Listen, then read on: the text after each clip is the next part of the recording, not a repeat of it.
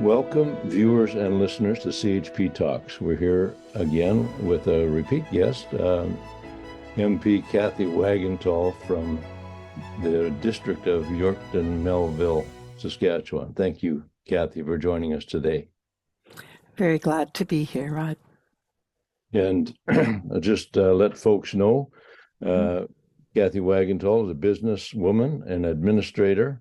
She was first elected in 2015 as Member of Parliament for Yorkton-Melville, Saskatchewan, for the Conservative Party of Canada, and was re-elected, backed by popular demand, in 2019 and 2021. In her parliamentary work, Cathay has been committed to standing up for the most vulnerable in society and working to defend and protect fundamental rights, such as freedom of conscience, religion, belief, and expression. She has been a member of the Interparliamentary Committee on Ending Human Trafficking in Canada and a member of the Parliamentary Pro-Life Caucus. In her first year as Member of Parliament, she tabled a private member's bill entitled Cassie and Molly's Law, which sought to protect mothers and their preborn children. She later introduced her second private member's bill, the Sex Selective Abortion Act, C-233, which would have made it an offense for a medical practitioner to perform an abortion, knowing that the abortion is sought solely on the grounds of the child's sex. She recently introduced her third private member's bill, I think it's your third, Cathay, C-311, which is the Violence Against Pregnant Women Act, and that's one of the things we want to talk about today. Cathay is passionate about building community among believers and taking action for the persecuted church. In 2019, she became chair of Canada's National Prayer Breakfast and served a 4-year term. And that's, for those who don't know about that, it's a tremendous annual event in Ottawa. I've had the privilege of attending several times and hope to go this year as well. Cathay and her husband, Marty, have been married 45 years, almost 46. They have 3 married children, 10 grandchildren, and together they planted and pastored churches in Lloydminster and Edmonton. Cathay is dedicated to serving the Lord and the people of Canada, and it's a real privilege today, Cathay, to have you back on CHP Talks. Thank you. So you've brought forward 3 private members' bills. I think you've had extraordinary percentage in terms of having the opportunity to present these bills.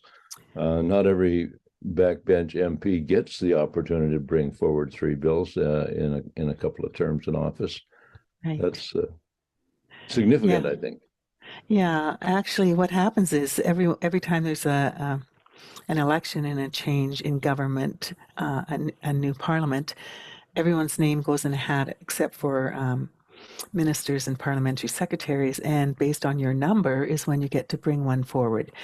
And of course, it takes a great deal of time for these to move through the House. So if you're up above, I'd say even 125 out of the 275 or so, your name may have been drawn, but you will not get that opportunity. So I've been very blessed 3 times to be chosen in that first it was number 11, I think, and then in the 30s, and now I'm 61, I believe. So I'm now bringing my 3rd bill forward.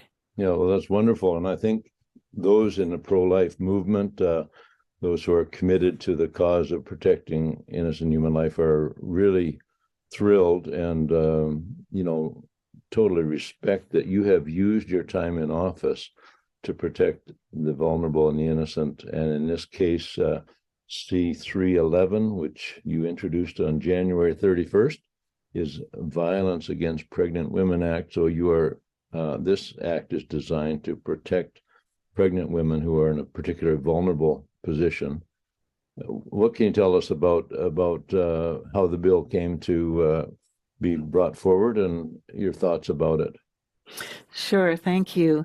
Well, this is in some ways very similar to Cassie and Molly's Law in that it specifically focuses on pregnant women and their vulnerable state when they are pregnant. It involves, again, a third party attacking that woman, knowing that she's pregnant. That's the first concern. And then secondly, causing physical or emotional harm. And these 2 aggravating factors is what we call them, are not required to be considered in a case where a woman is either murdered or abused in some way or attacked. And so this bill, the whole purpose is that once a trial has taken place and sentencing is to be done, it would require that the judge consider the fact that that woman is pregnant and that the individual who attacked her was aware of that and or caused physical or emotional damage. So it is more specific than Cassie and Molly's law in its request. It's not, demanding a certain sentence or anything like that. It's simply saying, listen, we're failing our pregnant women who are carrying their children to term and growing their families in these circumstances where quite often it is, a partner who does cause this issue of either a murder of that woman and her child, or can cause harm to her, and yet that child can die, and that's simply an assault charge. Mhm. So we're calling on our judges to take a firmer stance in the fact that we need to recognize that these women are in extremely, vulnerable circumstances, and we should be doing far better to protect them. And within the House of Commons, of course, every party insists that they're very concerned about protecting pregnant women and that they are extremely vulnerable. So there's no excuse really for not supporting this bill. Yes. There, I think I read in some of your writings on your website that in recent years, 80 pregnant women have been murdered in Canada. That's right. Of course, that's right. the death of two human beings. You and I know that. Not everyone recognizes that, but certainly pregnant women are more vulnerable, and in a sense, sometimes it is the motivation for the attack, the fact that she is pregnant, and we've seen that over and over. Cassie and Molly's law addressed that. So did Roxanne's law, Rod Bernouge's bill of some years earlier. Ken Epp. Yeah. As well. Yeah, it's been before the House many times. And as we know, Rod, the excuse has always been that it is just a back door to preventing abortion, which of course it isn't, because it is a public safety bill. And what's exciting to me is that as I've presented these bills in the House of Commons, Canadians have become more aware of the fact that there are no laws. That's true.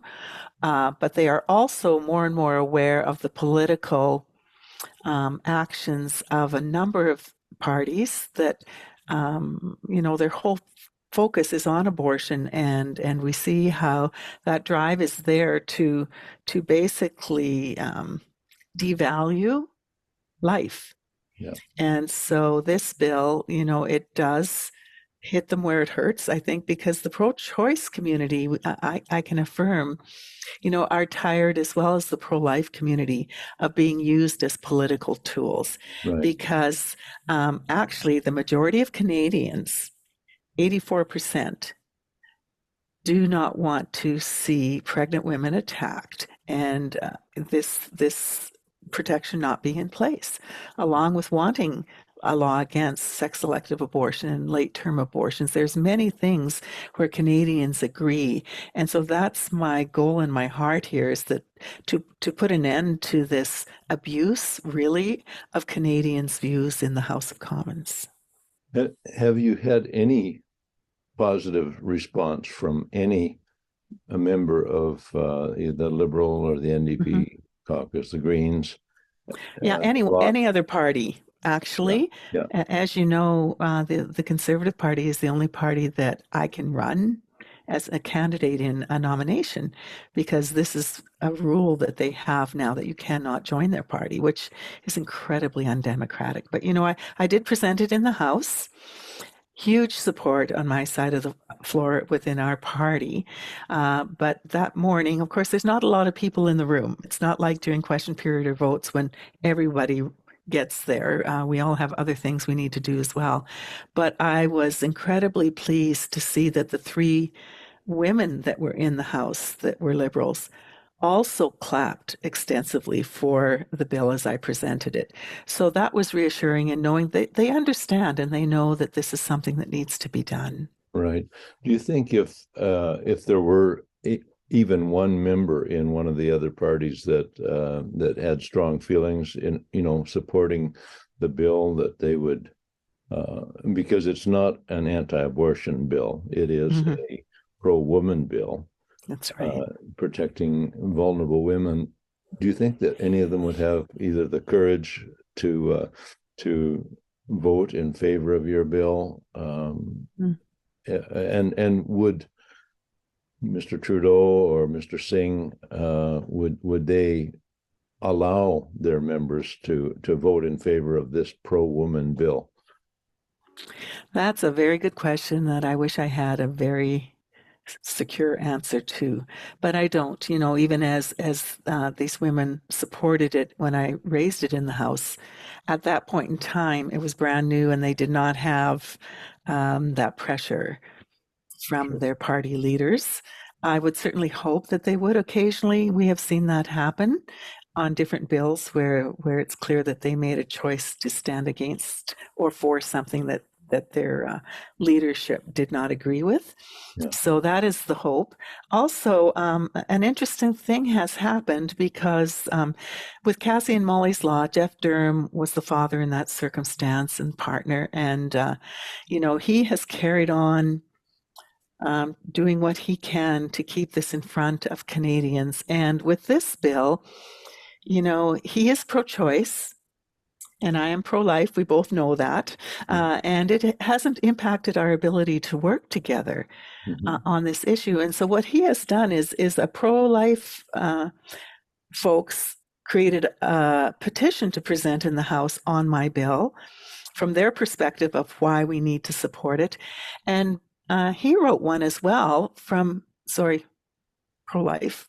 He wrote one from pro-choice perspective.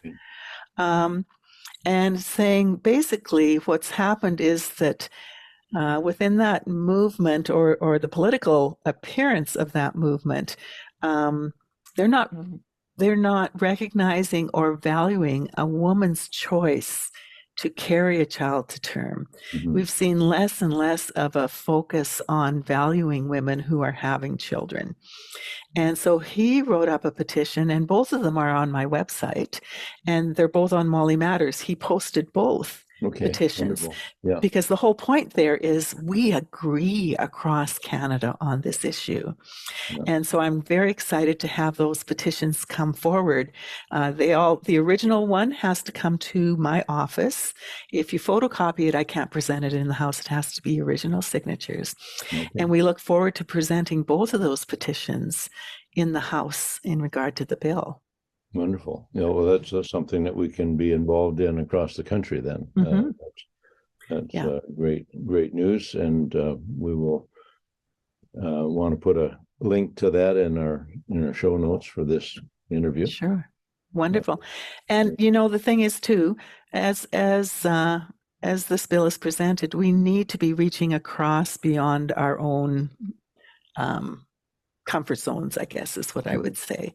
And so Jeff has stressed on his website, Molly Matters, that, they're two totally different petitions that came from different places. So if you agree with what is said you can sign either one or both. Yeah. So, yeah. Well, it's a unique scenario, but it's very that's very good. And I would like to think of the House of Commons. I know it is not that way today. I would like to think of it as a place where members represent their constituents and their own convictions, rather than the views of their party leader or the inner circle that directs them. Otherwise, why do we need 338 members of Parliament if it's only going to be Mr. Trudeau and Mr. Singh, Mr. Poilievre directing traffic? And is my body, my choice, this whole concept certainly should apply directly to this case where you're seeking to protect women. It's their body. They deserve not to be attacked in any, never, pregnant or not pregnant, but certainly a pregnant woman has additional vulnerabilities.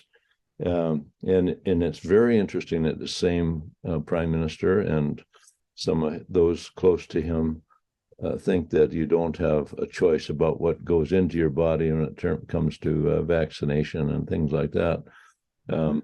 They can really talk out of both sides of their mouth on that issue. Sure. I've heard a lot of discussion about that, and people that I'm involved with in the freedom movement are concerned that we should have sovereignty over our own body, and that means someone else may not attack us, may not abuse us physically or emotionally.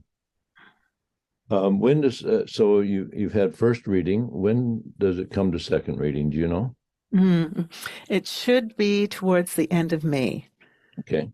So that'll be announced as well on my website, and we'll try to keep it in front of people through some video clips and different things like that, and announcements out to the communities, of course, that do support me in this effort. Do you have any anxiety that we would be in a federal election by then, or do you think that's not very likely? That's a very good question. There is, I think, in light of all the other issues before us right now, including this, concern about foreign interference, that is a big issue in the House of Commons and across Canada right now. So I don't know if he's going to move towards an election, but there's also a possibility of proroguing Parliament. So I hadn't really thought much about that one. Yes.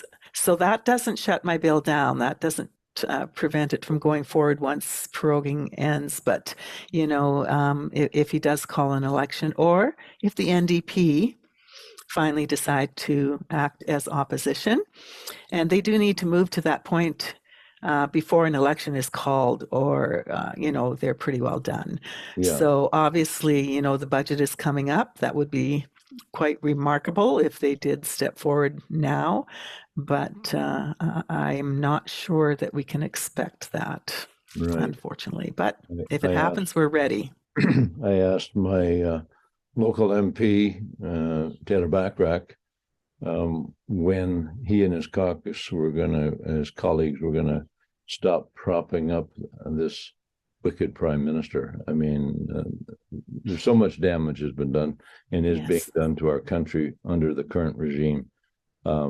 He said, well, the people don't want an election. I said, that's true, but they do want to get rid of the dictatorship that we're finding ourselves under today. Yeah, I think they're more ready for it now than they were in 2021 when he decided to pull an election at that point in time. I think Canadians are, as we're seeing a loss of our freedoms. We're seeing control. We're seeing, an indifference to the value of life, not just at conception, but also, in the way that their views on MAID and making it available to those who are have disabilities or are younger or have mental health issues.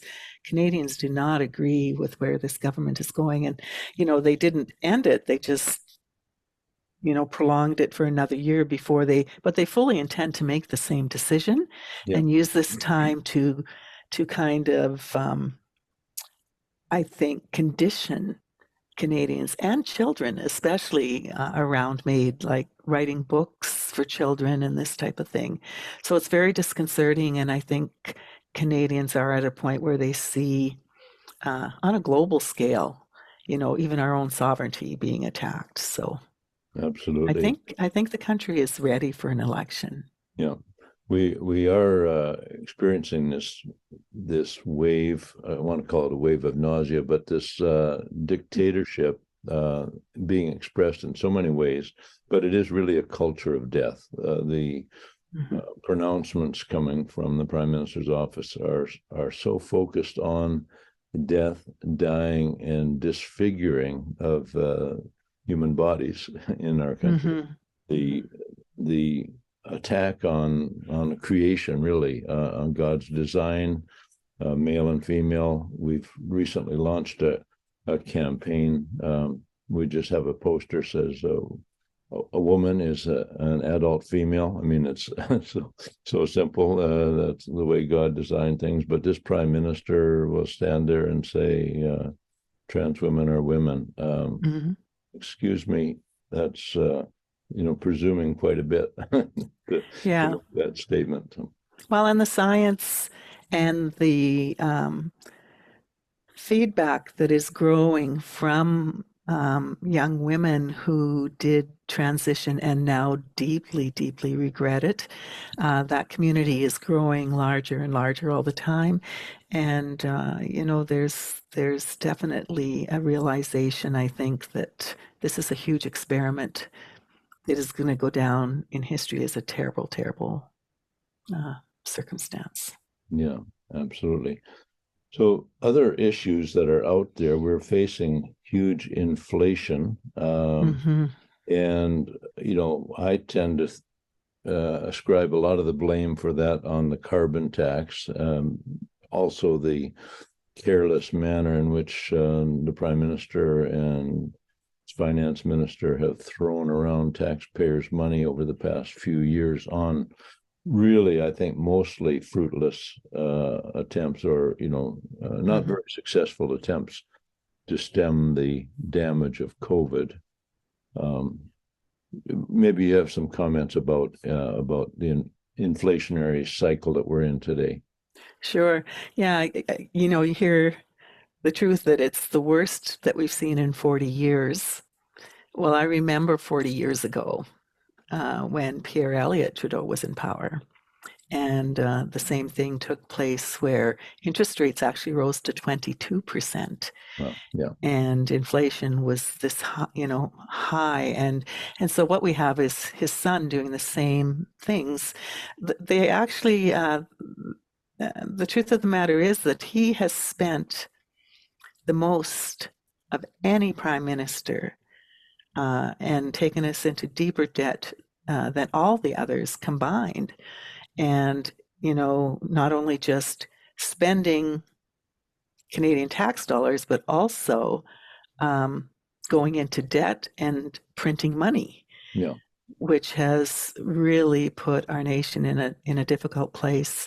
And proof of that, too, is in, it is unfathomable to see the number of Canadians that do need a food bank and cannot afford to heat their homes and cannot afford to put gas in their cars. And all of this due to domestic decisions. This is not due to the circumstances around COVID or the international war. As we've said in the House, we sell grain. We don't import from Ukraine. Yeah. Right.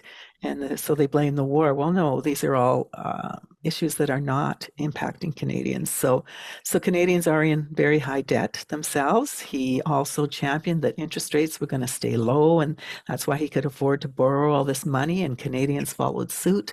A lot of young people that, now are paying, they're not even paying the interest on their mortgage. So that interest is being added to their mortgage. So it's terrible times for Canadians, there's no question.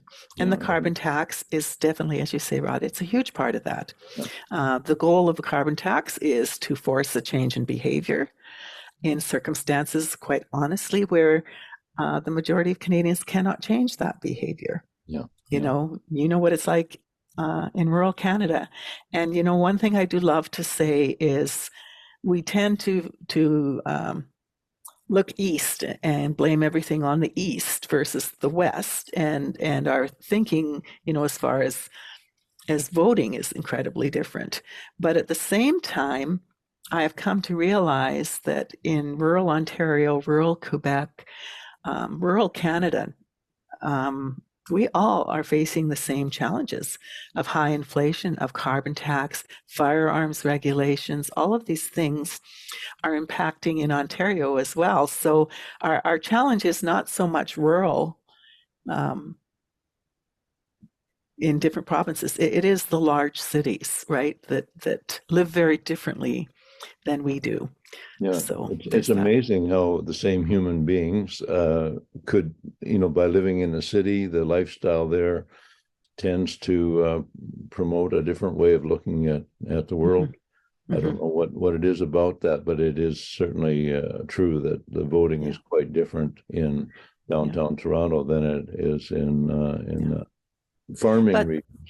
yeah, and yet, with COVID and all of the impacts internationally with supply chains and things, it did wake a lot of people up to realize, okay, where does my food come from? Yeah, yeah, And food scarcity problems, and we're certainly seeing that, with his attack on our farmers as well. yeah. That carbon tax, fertilizer limitations, all of these different things, the cost of their land is impacting potentially our ability to grow enough food for Canada, let alone to do what we do internationally. Right. That's what's surprising about what's going on in Holland, just looking Hmm. across the pond for a bit. That the government there seems to be going along the same direction as our government here, and they're wanting to limit farming, which is the source of Right. food, like That's right. and They're source of further down that rabbit hole even than we are at this yeah. point in So it's time. we're in troubled times. Yeah. One thing that the Taxpayers Federation, Canadian Taxpayers Federation, has pointed out, we are spending $95 million every day Hmm. servicing our debt, interest on our federal debt. And so I think most people would realize if they could, think about this, there's a lot better uses for $95 million every day than giving it to the banks, right? And Oh, absolutely, absolutely. Yeah, and a lot of the spending that he has done, well, it has not contributed to the economic growth or the well-being of Canadians. uh, And it's interesting to see, even with foreign aid, where he has been sending money is not, it feeds his ideologies. It isn't necessarily doing good in the way that the majority of Canadians would like to see that done. And more, there's a backlash towards supporting other countries when our own country is in the state that it's in. And I think there's some validity to that. We can certainly, see his spending and go, we can do far, far better. mhm. Just simply by making far better choices. Even with the COVID funding, yes, we needed it, but it was terribly abused because they did not manage it well. Yeah, and I mean, the focus, the non-scientific approach that Hmm. continues today, Yeah. and of course resulted in the punishment of honest, hardworking Canadians with the truckers who weren't allowed to cross the border, et cetera, et cetera. Hmm. And that it resulted in, of course, the Freedom Convoy, and then the backlash to that, the crackdown in military Mm. style against peaceful Canadians. It's shocking. Yes, I agree. Um, Last summer, one of those things relating to freedom, last summer you were escorted off the hill Hmm. for refusing to disclose your vaccination status. And I understand from we chatted a bit before we began this interview that you were off the hill for nearly a year. Is that correct? Yes, yes, it was, yes, a year. What happened is initially, after that last election, they were deciding whether or not to reopen the House, and the decision was made that you could attend in the precinct if you were vaccinated or had, uh, uh, what's the word? Permission, because of a circumstance, right? And our speaker was responsible for bringing in this ruling, and he promised me. I actually had a really good talk with him personally, and he said, Cathay, the only person on the Hill who can make a decision as to whether or not you should have an exemption is the medical professional, and that was the health nurse on the Hill. And so that was done really, really well. And actually, I did have an exemption, which meant I could go into the house. And then the Prime Minister was not happy with those exemptions. So he basically, well, what happened is our party challenged them even being able to do that, and the Speaker ruled with us, which then threw it out. But instead of it just coming from the Board of Internal Economy, a motion was brought to the floor of the House. And at that point, it was voted in favor, and he changed the exemption rules to be even stiffer. And at that point, then what he did is had the political arm override the supposed science, even though they claimed that science is their source. So then I lost my exemption, and as did a few other people, and we didn't disclose our status. So I was not allowed in my own office for an entire year, let alone in the House of Commons or in committee rooms.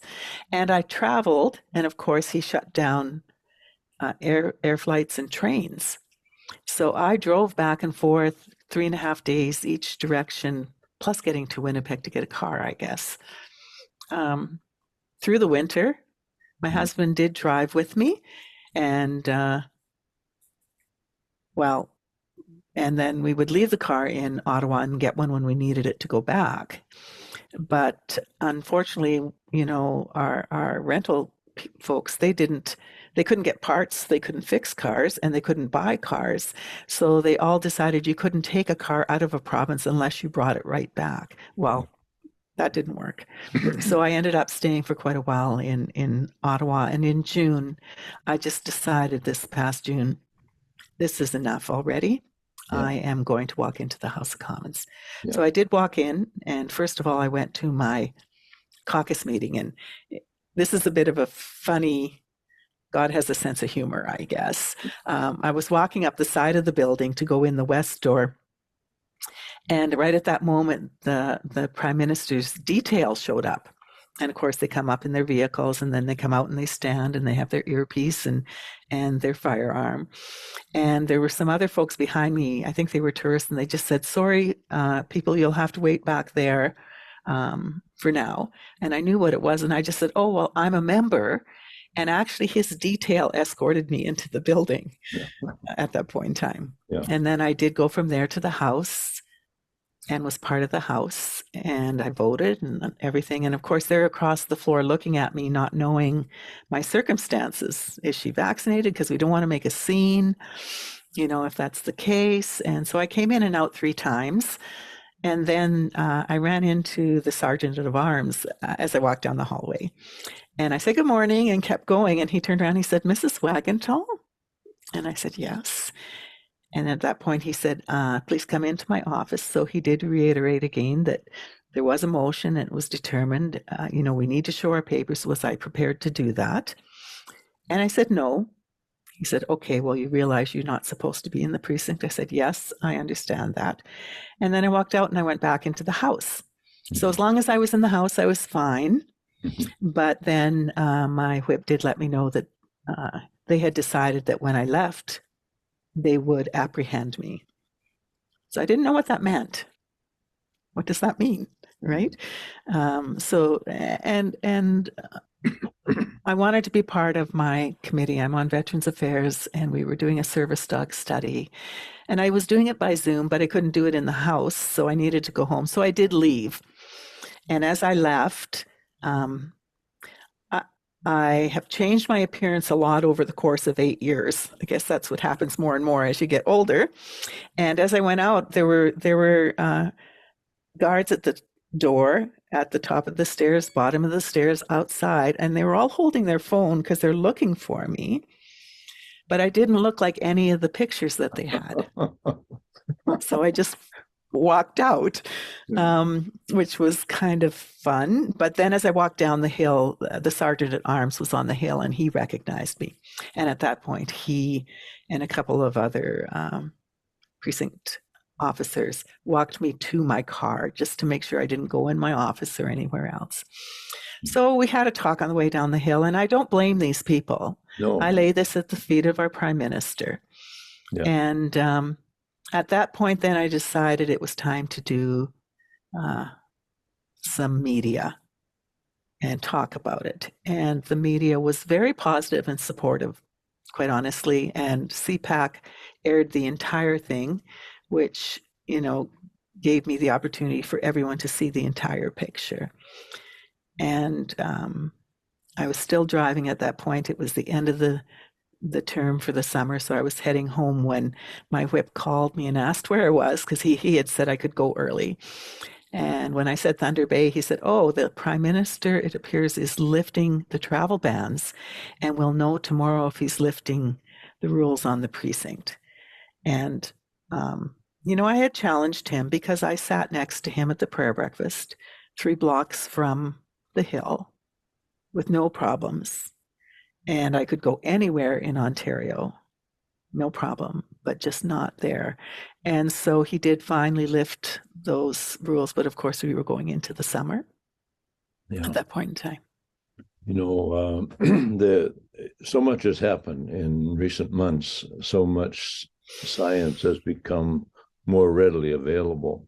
Yes. And of course, this is the real science, and it contradicts the narrative that the government and most of the provincial governments have been adhering to for some time. The Prime Minister himself, supposedly vaccinated and boosted, has claimed to have COVID several times.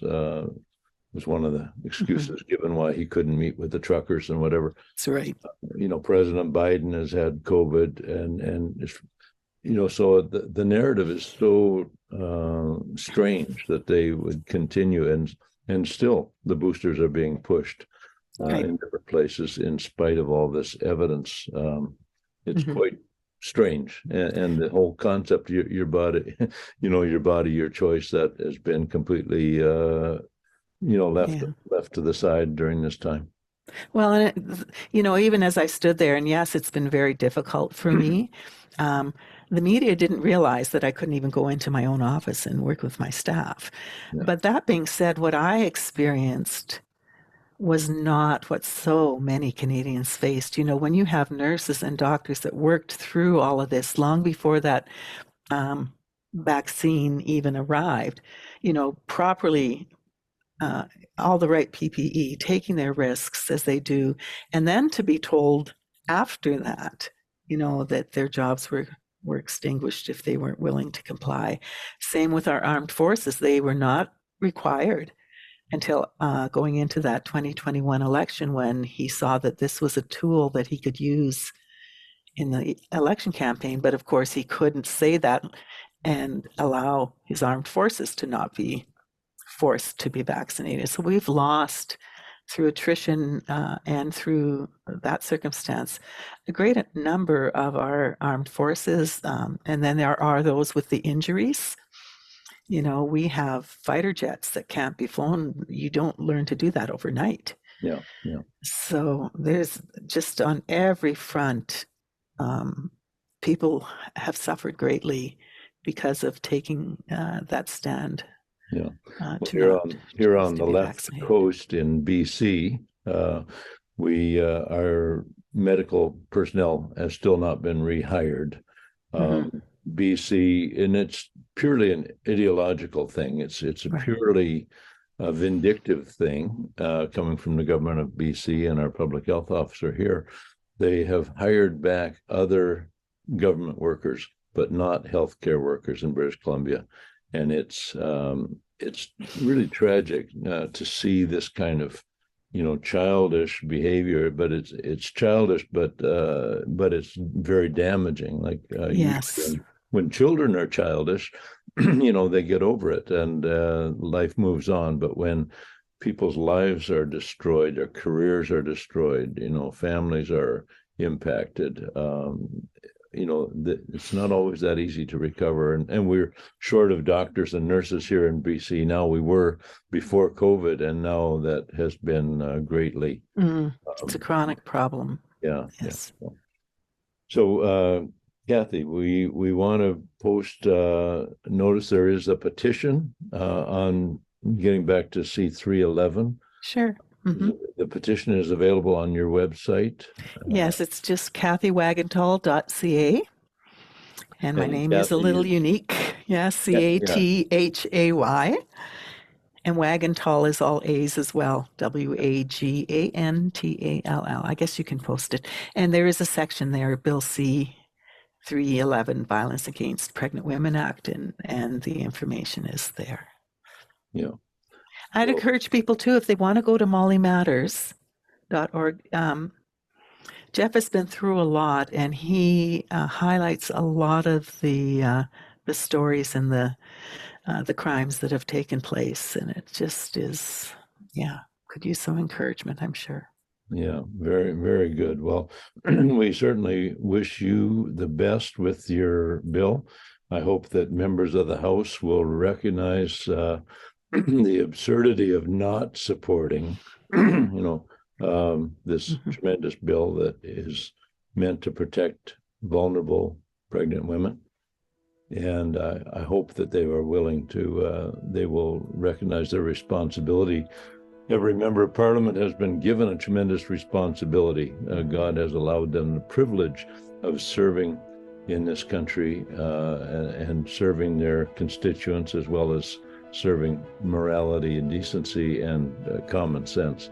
And so I hope that you get good support for your bill, and that it is one that passes and becomes law. Thank you so much. Appreciate your audience and your prayers. Thank you very much.